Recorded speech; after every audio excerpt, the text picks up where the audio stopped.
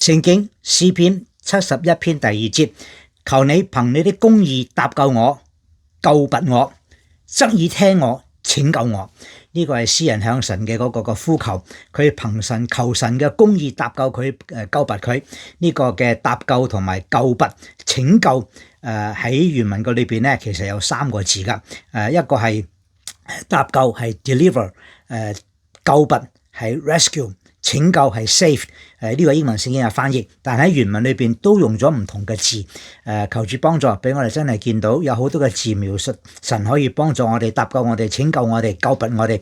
只要我哋願意嚟到求神，好似呢個詩人咁，佢向神求神側耳聽佢，拯救佢。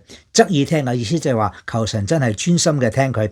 神都知道呢個係一個形容詞。求主幫助我哋嘅神聽我哋嘅禱告，願意拯救我哋，求佢。我係鄧英善牧師。